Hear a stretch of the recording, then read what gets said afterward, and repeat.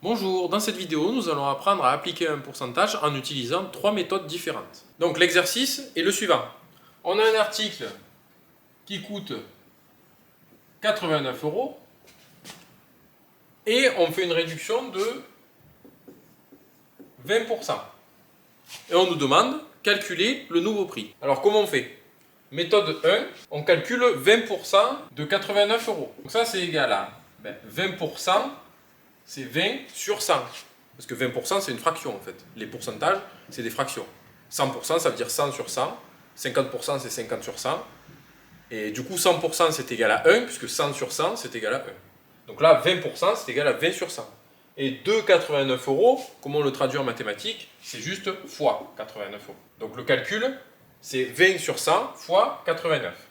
Ça nous donne 17,8 €. Donc en fait, 20% de 89 €, donc 20% de réduction, ça fait une réduction de 17,8 €.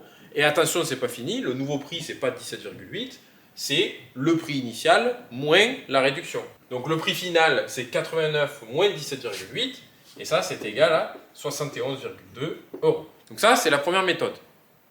La deuxième méthode, on peut réfléchir directement. Si c'est une réduction de 20%, on fait 100% moins 20%, c'est bien égal à 80%. Donc qu'est-ce que ça veut dire? Ça veut dire que le nouveau prix, c'est 80% de l'ancien prix.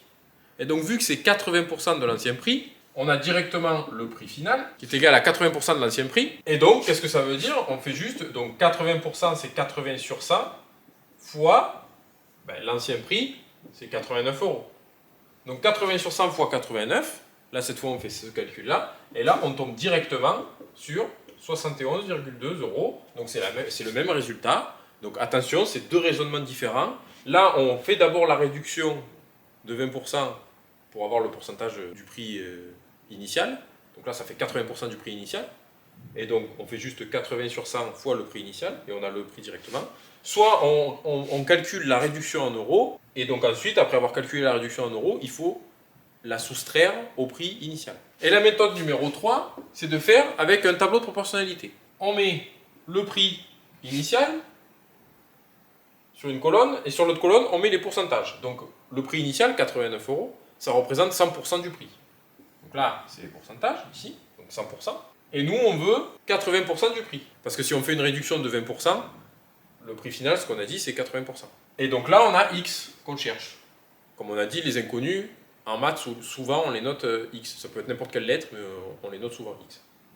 Donc là, on note X. Et donc là, on pourrait faire le produit en croix directement. Donc ça ferait 89 fois 80 divisé par 100, mais du coup, ça fait des gros calculs. Sauf qu'on peut le faire plus intelligemment. On peut le faire pour passer d'une ligne à l'autre. Donc là, pour passer de 100 à 80, on multiplie par quoi? Si on trouve le coefficient de proportionnalité comme ça, on pourra juste faire le même coefficient de proportionnalité ici pour trouver X. Pour passer de 100 à 80, on fait juste fois 0,8. Alors pour le trouver, ça, vous faites juste ça divisé par ça. Donc 80 divisé par 100, ça fait bien 0,8. Et vous pouvez vérifier à la calculatrice, si vous faites 100 fois 0,8, ça fait 80. Je rappelle, je l'écris, pour trouver le coefficient pour passer d'une ligne à une autre, ou d'une colonne à une autre, on fait le nombre de l'arrivée divisé par le nombre de départ. Et ça, 80 sur 100, c'est bien égal à 0,8. Donc c'est là. Donc si on fait fois 0,8 pour passer de la première ligne à la deuxième ligne, et bien là, pour trouver X, c'est juste 89 fois 0,8. Au final, 89 fois 0,8, c'est exactement le même calcul que ce qu'on a fait dans la méthode 2, puisque 0,8 c'est 80 sur 100, donc c'est 80%. Et donc, ça nous donne aussi 71,2 €. Et voilà comment calculer de trois méthodes différentes un pourcentage, donc que vous pouvez appliquer soit dans des problèmes mathématiques, soit même pendant les soldes, quand on vous dit là vous avez un tel prix et réduction de 30% ou 40%, ben là vous pouvez le calculer comme ça rapidement. N'oubliez pas de vous abonner pour ne pas rater les prochaines vidéos. Aimez la vidéo et commentez si vous avez des questions, je répondrai le plus rapidement possible. Et on se retrouve dans la prochaine vidéo.